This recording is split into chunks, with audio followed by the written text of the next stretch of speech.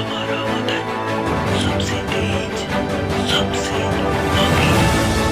चोमू क्षेत्र के आम नागरिकों ने दी बजट पर प्रतिक्रिया। चोमू को बिसलपुर परियोजना से नहीं जोड़ने पर हुई निराशा। ओवरऑल सभी ने बजट को बताया शानदार। हमारा वतन न्यूज चैनल की स्पेशल ग्राउंड रिपोर्ट।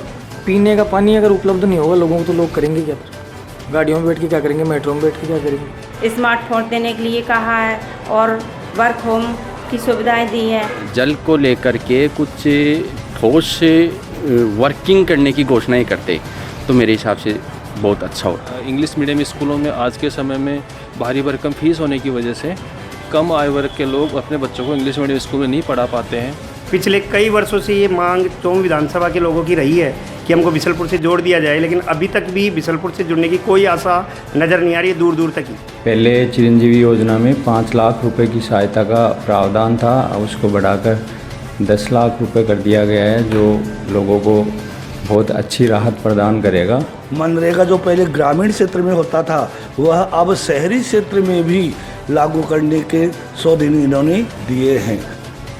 कल मुख्यमंत्री महोदय जी ने जो बजट पेश किया है उसमें स्वास्थ्य की दृष्टि से पहले चिरंजीवी योजना में 5 लाख रुपए की सहायता का प्रावधान था, उसको बढ़ाकर 10 लाख रुपए कर दिया गया है, जो लोगों को बहुत अच्छी राहत प्रदान करेगा। आम आदमी के स्वास्थ्य के लिए और बीमारियों के इलाज के लिए बहुत ही अच्छा साबित होगा।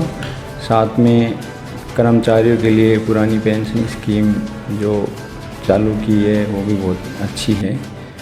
बजट तो काफ़ी अच्छा पेश किया है गहलोत साहब ने। चोमू विधानसभा क्षेत्र में पीने के पानी की कमी है सबसे बड़ी।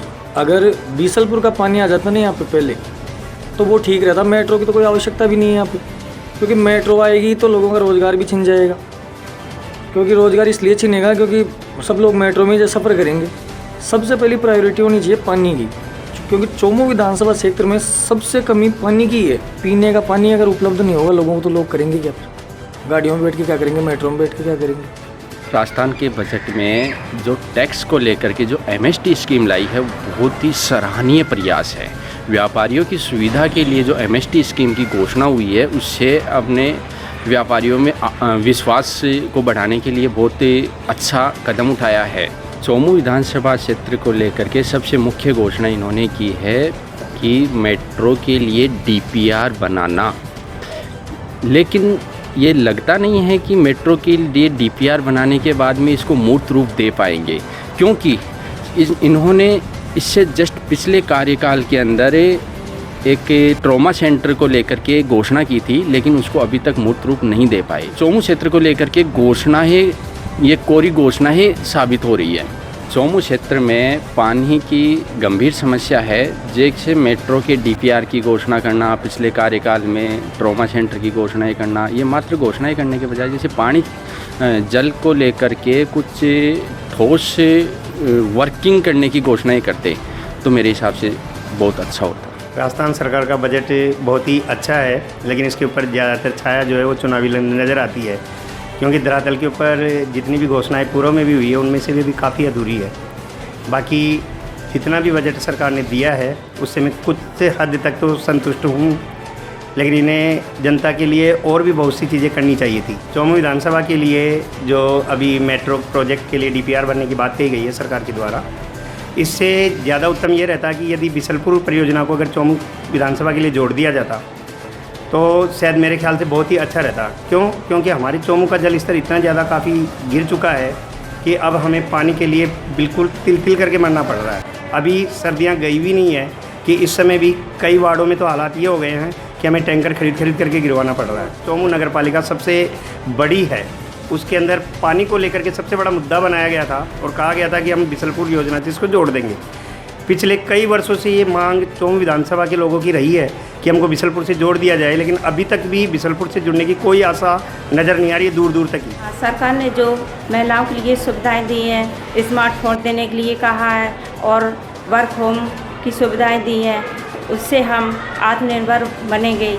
राजस्थान सरकार द्वारा कल जो बजट पेश हुआ उसमें शिक्षा में इंग्लिश मीडियम स्कूल खोलने की जो घोषणा हुई है बहुत ही सराहनीय है।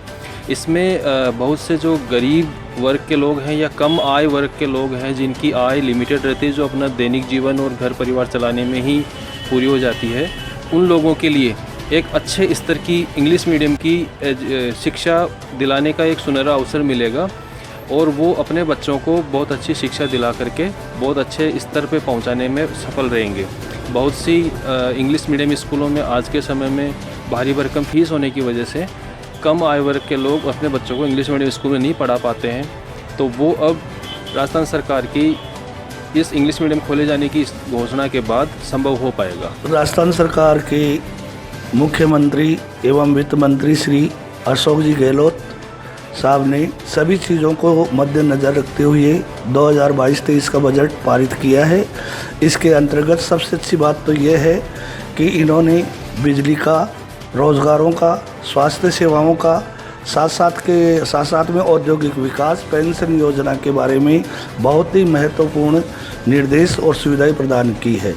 आगामी बजट के अंतर्गत इन्होंने 50 यूनिट तक तो बिजली फ्री देने की डिमांड रखी है।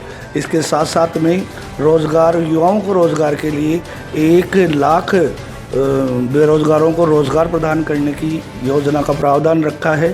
साथ ही मनरेगा जो पहले ग्रामीण क्षेत्र में होता था वह अब शहरी क्षेत्र में भी लागू करने के 100 दिन इन्होंने दिए हैं।